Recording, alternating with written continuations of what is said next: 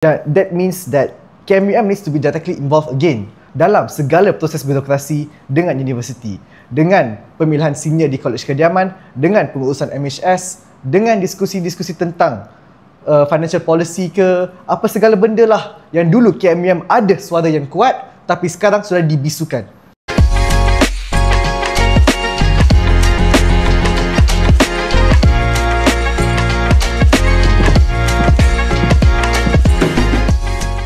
Hai, selamat datang kawan-kawan ke podcast Jalan Terus. Ini adalah episod khas Pilihan Raya Kampus Universiti Malaya. Aku Hani dan bagi sesi yang pertama ini kita bawa dua orang individu yang aku rasa tidak asing dalam scene politik kampus di Universiti Malaya. Kita ada saudara Abi dan juga saudara Adi. Ataupun nama glamour diorang yang diorang cakap dari dulu diorang kena adalah Upin dengan Ipin, Abi dengan Adi. Dan menariknya kedua-dua mereka kali ini bertanding di seat umum.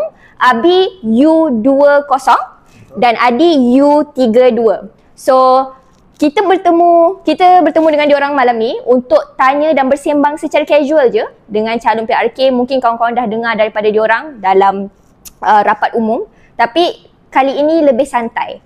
Mungkin kita direct terus lah kan. Abi dengan Adi, aku dah kenal korang lama. So, sangat menarik bila dapat tahu korang bertanding kali ni. Menarik ke? I think for the past couple of years, it's a consistent team lah. Sangat menarik sebenarnya sebab dua orang ni selalu sangat buat bising dalam scene politik UM. So, bila diorang decide untuk bertanding, aku ada banyak persoalan. Pertama, adakah Abhishek calon presiden KMUM kalau suara siswa menang? Yup. I am the calon presiden in the lineup. I think you can see it's very obvious. Daripada banner pun muka saya dekat paling tengah sekali di hadapan kita semua orang. So, aku nak tanya, katalah kau jadi presiden nanti, benda apa yang pertama kau akan buat? Sebab kita tahu UM banyak masalah kan, sistem maya, kediaman, penswastaan. Mana satu yang kau nak cater sebagai presiden? Well, I want to cakap sikit tentang pengalaman saya berkempen. Bila saya berkempen, ramai pelajar sebenarnya, diorang tak berminat sebenarnya dengan pilihan raya kampus dan dengan kesatuan mahasiswa from the start, because I believe the kepercayaan tu dah hilang. So in office, the first thing I think, the most obvious thing is untuk kita reclaim balik segala benda yang kita dah hilang sejak dahulu. That means that KMUM needs to be directly involved again dalam segala proses birokrasi dengan universiti, dengan pemilihan senior di Kolej Kediaman, dengan pengurusan MHS, dengan diskusi-diskusi tentang financial policy ke, apa segala benda lah yang dulu KMUM ada suara yang kuat tapi sekarang sudah dibisukan. That is the first thing. Once stability has been achieved, autonomy has been reclaimed, then we look forward to pursuing apa yang dalam manifesto kami. Sebenarnya aku tertarik bila Abi cakap realitinya sekarang mahasiswa dah hilang kepercayaan dekat kesatuan. Dan harus diakui sebenarnya tampuk kepimpinan KMUM dahulu adalah suara siswa dan malangnya saudara Abqori digulingkan. Dan sekarang kau secara tidak langsung menghadapi satu beban yang besar lah kan? Orang dah tak percaya dekat suara siswa, itu realitinya. So, macam mana engkau menghadapi cabaran ini? Well, it depends on how you define the problem, because you are defining the problem of the union before on suara siswa punya leadership. But times change, people change, the movement pun bertukar. So, if you want to say that suara siswa is the same as it was waktu zaman KMUM pada pimpinan lepas, you cannot say that 100% juga. Our vision and our direction dah different, and that is why the main reason why suara siswa decide to bertanding seorang di pilihan raya kampus pada kali ini. Because dalam kesatuan mahasiswa kita realise it is better for you to stay a single party daripada bergabung untuk mendapat kerajaan, because kerajaan tersebut akan menjadi sangatlah tidak stabil, in-house fighting, dia punya priority akan all over the place. Kita tidak boleh fokus kepada teras atau tunjak utama parti kita orang dan juga perjuangan kita orang. Which is why this big decision lah kita buat untuk bergerak solo lah, is to prevent whatever happened from the previous tenure to here, so that we can remain committed and steadfast in our battle. Menarik sebenarnya bila Abi cakap suara siswa decide untuk bertanding solo, tapi aku akan tanya tu sebentar lagi. Adi, kenapa dah lama sebelum ni kau timbalan presiden kan, suara siswa, tapi tahun ni baru kau decide untuk bertanding? Aku rasa lepas 3 tahun kot. Kenapa Adi? Kenapa? Actually kan, aku pun tak terfikir nak bertanding lah, to be honest. Tapi, okay, this is me lah. Dah 3 tahun I dalam suara siswa, and I pegang a lot of leadership position in suara siswa as well. But for me kan, I feel like I do more impact without the union's help. So lobby in parliament for students issue, go to the ground for groundwork, helping students to the best of my abilities. Tapi kali ni I rasa that the suara mahasiswa sering dipinggirkan. It has reached a crucial moment where authority figure no longer respect suara mahasiswa. And I feel like ni lah masa I untuk bertanding lah, to reclaim what we've lost lah.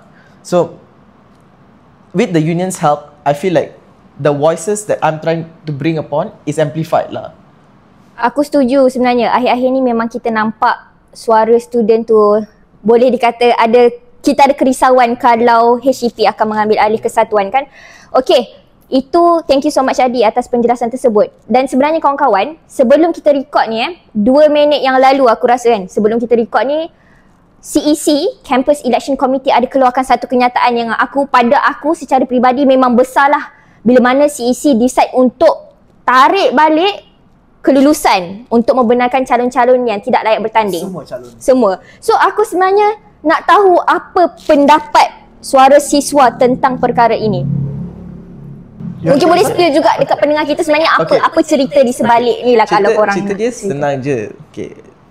We feel like betul we want our candidates to run juga. Betul we want all have full 10 squad. But the thing is, it was done very unlawfully. There's nothing in the provision that allows you to do what CEC has done. So kalau we berprinsip, we don't want anything that melanggar prinsip kita, melanggar undang-undang negara. We don't want that kind of, free gifts from CEC. So tu pendirian suara siswa. So that is why we've decided, even before CEC overturn their decision, we've decided we're not going to contest Saudara Darian. Sebab we steadfast on our principle. If you reject kita terima. We don't lari to someone else. We don't bising to someone else. We gentle. That is pendirian suara siswa. We fight for the right things lah. If you allow me to add on a bit more, I think the decision for suara siswa is because we believe that kalau keputusan tersebut dibuat oleh mahasiswa, kita menghormatinya. Sebab campus politics ataupun demokrasi kampus is semua berpusatkan mahasiswa. Mahasiswa mempunyai hak untuk berpihak, hak untuk govern themselves, hak untuk menjalankan pilihan raya bebas. Tapi bila dapat kepada keputusan tergempar untuk membenarkan semua calon-calon untuk bertanding, itu menunjuk bahawa mereka sudah lari daripada prinsip dan ia jelas menunjukkan ini bukan keputusan mahasiswa. Betul. Mahasiswa di UMCC sudah keluarkan kenyataan mereka apabila mencabut angka giliran. So that is why kita membantah terus and we welcome this walaupun it's not in our favour. But suara mahasiswa, kita respect itu prinsip Tapi kita. one interesting from all of this is that semalam all the gerakan di mahasiswa, all gerakan pro mahasiswa came together.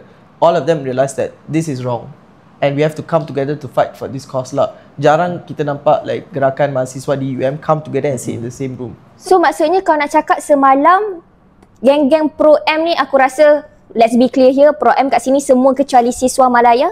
Betul. Maksudnya korang ada buat perjumpaan untuk membincangkan perkara ini. Apa sebab mustahak sebenarnya yang korang rasa benda ni tidak patut terjadi? Adakah sebab majoriti yang dibantah tu siswa Malaya ataupun korang rasa ada campur tangan yang korang rasa ini benda yang sangat penting untuk diperjuangkan atau macam mana sebenarnya? Bukan majoriti, sebab pihak kita kalau combine blok pro mahasiswa termasuk gerakan-gerakan lain, ada 3 calon. Siswa Melaya ada 3 calon juga.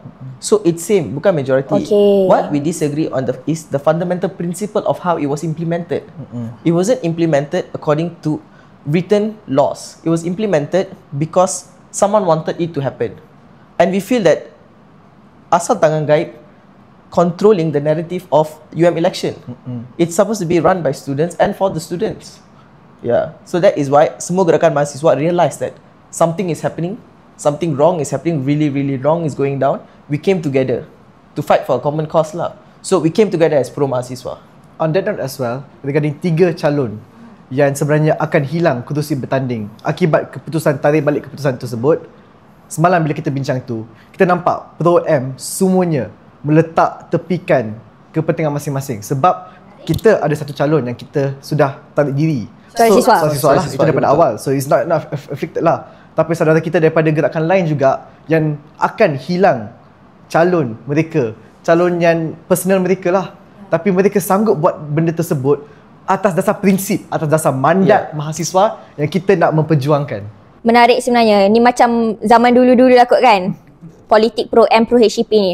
Okay, aku jelas benda tu. Nanti mungkin bila aku interview calon-calon lain, aku akan tanya juga pendapat diorang pasal benda ni. Thank you Abi dengan Adi.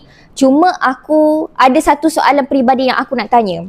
Masa aku scroll-scroll UMCEC kan, dan aku tengok senarai-senarai gerakan yang bertanding apa semua, aku nampak arus mahasiswa tau. Tapi kita nampak dalam kempen ni tidak ada bendera arus mahasiswa. Adakah kamu berdua ada info ke mana arus mahasiswa ni pergi, ataupun sebenarnya kerisauan aku yang aku dengar juga, so aku nak tanya direct dengan korang, adakah calon-calon arus mahasiswa ini sebenarnya menggunakan suara siswa, bertanding di bawah suara siswa? Okay, tu soalan yang menarik lah. Sebenarnya arus mahasiswa, they wanted to bertanding di UM. So they wanted to bertanding under a pro mahasiswa block sebab arus hasn't done the groundwork to reach that point. So dekat UM, you have to be a name brand. Contoh Siswa Melaya, they started pushing for their narrative way before election started. They about 3-4 months ago. Dekat UM, you have to push for the narrative early on. So kalau arus mahasiswa wants to contest and they only put in the candidacy 1 week before election, they know they're going to lose. So they tried to form a pro mahasiswa block, but they invited us, they invited New Gen, Democrat, Neo Siswa and everyone to come together to form a pro mahasiswa block. Tapi sebab percanggahan ideologi between gerakan-gerakan di UM, that was not achieved. So because of that, arus mahasiswa didn't really pursue their intention of contesting lah. So kalau nak kata arus mahasiswa, and also another question, arus mahasiswa bergabung dengan suara siswa, I can assure you that is not what has happened lah. I see. Dan sebenarnya aku rasa kita semua dekat sini jelas bahawa arus mahasiswa sebenarnya digerakkan oleh timbalan ketua AMK tau. So secara peribadi aku label ni macam jelmaan AMK yang cuba nak masuk kampus lah. Betul, semua kampus dah masuk dah. Ya. So aku nak tanya pendapat korang. Adakah korang bersetuju kalau geng-geng partisan ini nak masuk campur soal kampus atas dasar pro-M? Apa pendapat korang sebenarnya? Actually kan, I feel because this is democracy. Democracy, you can have different opinion, differing views and stuff. So kalau parti politik nak datang ke kampus dan tubuhkan parti mereka di kampus, I see no problem. Because that is the freedom entailed in the Constitution of Malaysia. The freedom to join any movement you want to. So, but what if they want to run the pro-M narrative, if diorang really pro mahasiswa, I see no problem. I see. But what I have a problem is when they start to deviate from the pro mahasiswa but still using the pro mahasiswa label. So when mahasiswa is no longer your main priority, to push your political agenda is your main priority. Sebab contohlah kalau MKM nak bertanding dekat UM atau UMNO Siswa, tiba-tiba UMNO Siswa UM tiba-tiba one day said, okay, saya nak bertanding pilihan raya umum. It's their freedom of expression and their freedom of decision making. So, but they have to understand that they cannot bring their political ideology to menunggang the pro mahasiswa. Maksudnya kau tak payah bawa hal parti kau ke dalam. Ya, betul. Okay. Menarik. Dan mungkin terakhir sebelum aku bagi ruang Abi dengan Adi untuk 1 minit masing-masing mempromotkan menggunakan ruang ini, mungkin aku nak tanyalah soalan yang aku rasa semua mahasiswa nak tahu dan aku akan tanya parti-parti lain juga. Sebenarnya korang dapat dana dari mana? Kalau boleh kongsikan. Salah ya, bank account. My bank account nak tengok ke. So, mungkin boleh kongsikan dekat kawan-kawan kita yang nak tahu lah kan. So untuk kali ni Suara Siswa is self-funded lah. Self-funded as in 2 orang lah, Alex dengan I sendirilah yang tanggung all the kewangan. Maksudnya korang sanggup keluarkan saving sendiri lah? Kalau korang kat UM perasan kan, Suara Siswa kali ni not that big of a one. Sebab I sepokai lah. I pun miskin. So this is what I can do to maintain bipartisan lah. I mean, it's an investment in a way because we have been building Suara Siswa from our first years. Betul. We were the second filter or the second committee after Suara Siswa became an independent student front. I was in the first committee. In the first committee. I joined under the second committee. So with that being said, right, we have built it up onto our final years. it's a shame. You are right. We were struggling to look for funding leading up to the election, which is why you see gerak kerja kami juga tak teratur seperti mana kita dengan Umani dulu. But I feel it's much more better now sebab kita lagi cohesive. It's more community based, and I can tell that the Swasta people now are my family now. Yeah. So sanggup lah. Maksudnya suara siswa kali ini lebih jujur dan lebih real lah. Betul. Yeah. Betul. We got the freedom to fight for what we believe is right. Sebab sebelum ni, we have to listen to what Umani has to say. And they will use their, I'm willing to admit this openly on camera, is that masa dalam KMUM dulu, they will use the fact that kita berhutang dengan mereka, like actual financial loans with them to do whatever they want to do. Noi cakap pasal parti politik. Parti dalam UM sendiri pun menggunakan duit untuk leverage kita orang macam tu. So kita rasa that is Tak patut berlaku. because we are a coalition. And a coalition, you have to have mutual respect. We felt that there was no mutual respect. We didn't have the freedom to fight for what we believe is right. Sebab kalau I rasa Hani pun perasan lah, kita bukan terus go protest. We will do stuff methodically. We will try the first stage phase, second stage phase, third stage phase, baru kita menggerakkan luar daripada sistem. baru kita mobilize for protest. So that is what Suara Siswa has always done. But sometimes we feel that what Umani is doing and their views are quite on the radical side. So, and that kind of affects how the people's perception towards Suara Siswa as a really, Suara Siswa is a party that, a gerakan mahasiswa that really fights for the students in, I would say, dengan cara yang betul lah. Yeah. Maksudnya dekat sini Suara Siswa pun terkesan dengan Umani punya backlash lah. Ya, betul. Jadi disebabkan itu kamu decide untuk go solo. Nanti aku akan tanya Presiden Umani kalau dia bersetuju untuk podcast dengan kita. Cuma aku nak tanya satu benda lah. Soal jalan betul tak betul ataupun cara masing-masing itu terserah. Cuma aku nak tanya, kalau Suara Siswa jadi Kabinet KMUM nanti, adakah akan berlaku lagi penghalauan mahasiswa kalau buat demonstrasi? Katalah kalau Liga ke sesiapa yang buat demonstrasi dalam kampus, apa pendirian Suara Siswa sebagai KMUM kalau korang jadi KMUM? I think Okay. I think that is pretty jelas lah penilaian kita, because dalam manifesto kita pun, dalam bawah satu dalam pemberkasaan ruang universiti, kami ingin merampas balik segala ruang-ruang awam. Kami nak membudayakan semangat intellectualism, semangat aktivisme dalam kampus. Itu jelas dalam manifesto kami, dan jika dihalau, kami akan turun sekali, dan biarlah kami pun dihalaukan sekali dengan anda semua. Menarik kalau Abi tak ada lepas ni Liga buat demo, aku akan tuntut video ni jadi saksi. Okay, 1 minit untuk Adi. Jual diri. Jual diri. Okay, uish. Okay, so hi semua, I'm Adi.